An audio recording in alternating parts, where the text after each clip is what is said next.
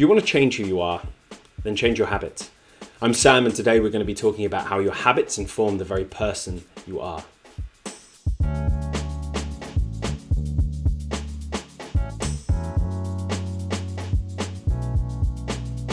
If you like the video, make sure to hit that subscribe button. It helps the channel to grow. Personal development can be a really challenging journey for anyone. I know it was for myself. And there's a lot of different factors involved with changing yourself, and it can seem really hard. But there's one idea that gets in the way more than any other.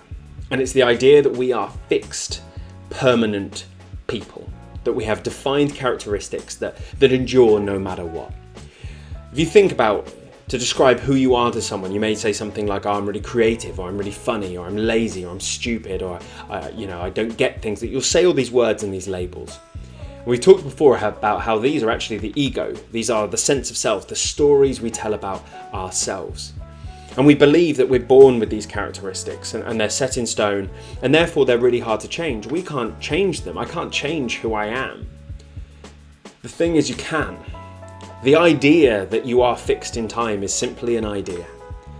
Sure, we have a set of genetic dispositions towards things, but they aren't who we are. Who we are is just pure consciousness itself.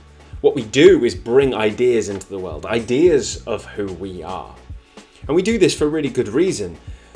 When we become teenagers, we start to, in part of our development, we start to understand that other people are conscious too, and they're looking at us. And the mistake we make is we think they're looking at us and thinking about us all the time. And we're scared of that. We're scared about what they're thinking about us. So what we do is try to come up with a personality, a sense of self that makes us feel safe. I feel safe because I know who I am.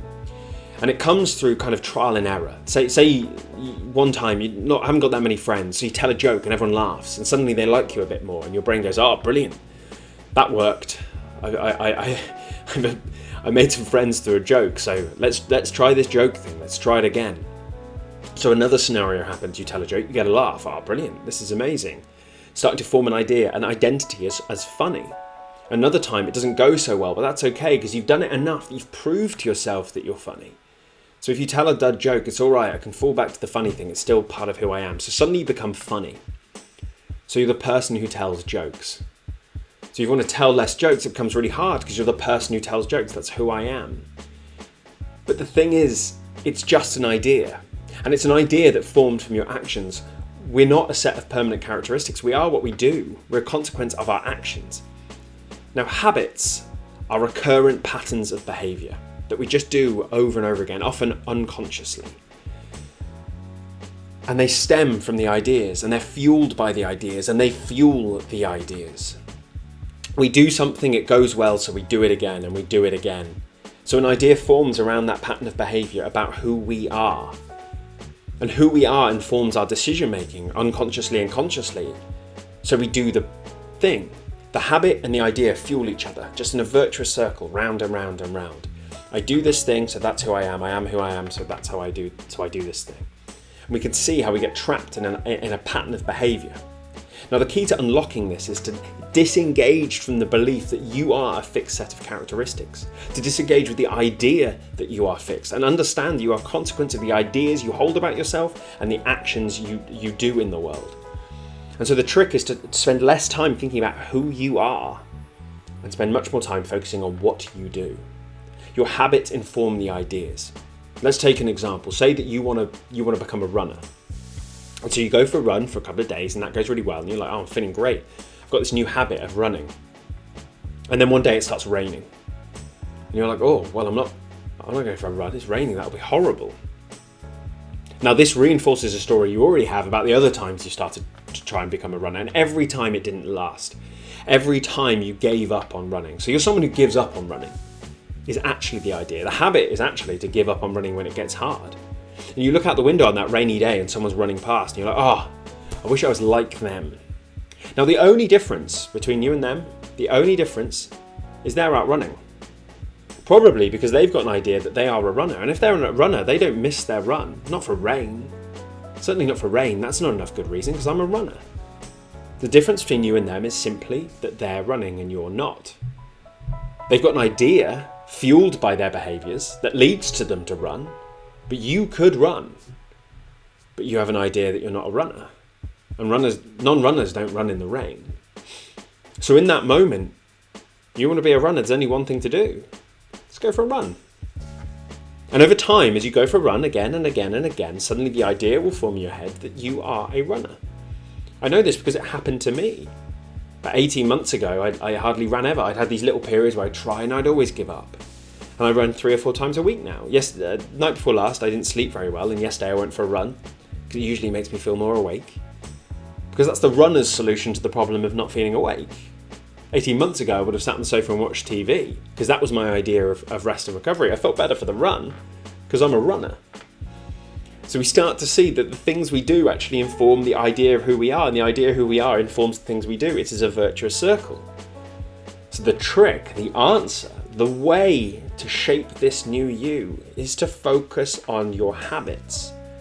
Because what you do today informs who you are in the future. What if you hadn't given up on all those things you wanted to do? Who would you be now?